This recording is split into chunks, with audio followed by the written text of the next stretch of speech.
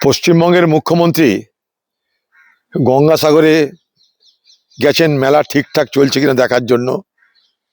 যেতেই পারেন। পশ্চিমবঙ্গের প্রতিযোগিতা এখন মোদি বড় হিন্দু না দিদি বড় হিন্দু।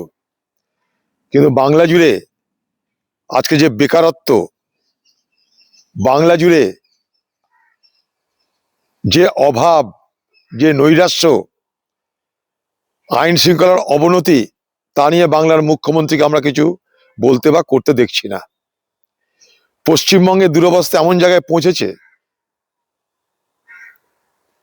বেকারত্ব এমন জায়গায় পৌঁছেছে, অভাব এমন জায়গায় পৌঁছেছে যে পশ্চিমবঙ্গ থেকে লক্ষ লক্ষ পরিযায়ী শ্রমিক হয়ে বেকার যুবকরা বাইরের রাজ্যে পাড়ি দিচ্ছে, বাইরের দেশে পাড়ি দিচ্ছে।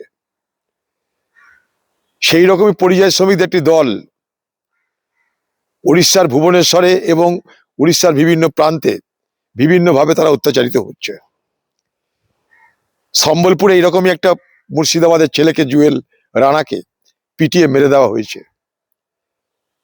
কেওনঝাড় থেকে শ্রমিকরা পালাচ্ছে, তাদেরকে আমি 3 দিন আগে ট্রেনের ব্যবস্থা করে দিয়েছিলাম। ভদ্রকে এরকম ঘটনা ঘটেছে। শেষে আমার মনে হয়েছে আমি একবার যাই।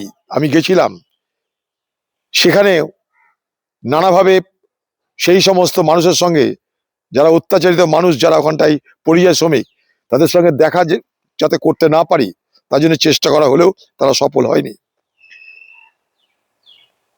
পশ্চিমবঙ্গের মুর্শিদাবাদের জুয়েল রানা যে ছেলেটিকে হত্যা করা হলো, প্রশাসনের বক্তব্য সে অপরাধীদের আমরা গ্রেপ্তার করেছি।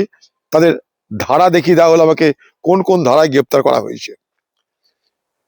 কিন্তু লক্ষণীয় এটা যে পুলিশ প্রশাসন তাদের নাম কিন্তু বলতে চাইছে না।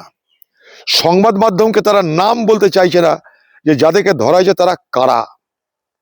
নাম বলতে চাইছে না মানেই হলো যে যাদেরকে ধরা হয়েছে তারা সরকারি দলের লোক। সরকারি দলের লোক বলে তাদেরকে নাম বলা হচ্ছে না। এই প্রশ্ন আমি করেছি। তারা নানা রকমের ভনিতা করছে, নানা রকমের অজুহাত দিচ্ছে। আমি এটাও দাবি করেছি যে অপরাধী যারা, তাদের যেন দৃষ্টান্তমূলক সাজা হয়।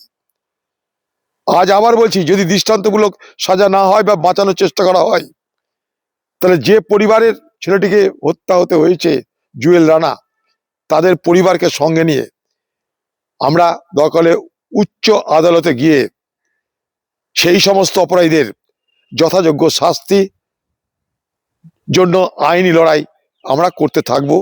পাশাপাশি এটাও কালকে বলেছি যে উড়িষ্যার শ্রমিক বন্ধুরা, পরিযায়ী বন্ধুরা, তারা হিন্দু, তারা মুসলমান, সবাইকেই, যে আগামী দিনে যদি এই ধরনের ঘটনা ঘটে বা চলতে থাকে, আমরা কিন্তু বসে থাকবো না। সম্বলপুরে, ভুবনেশ্বরে আমরা যেভাবেই হোক কোনো না কোনো আন্দোলন করতে গিয়ে, করার মাধ্যমে আমরা এই বিষয়গুলোর মোকাবেলা করব। আমরা কিন্তু বসে থাকবো না।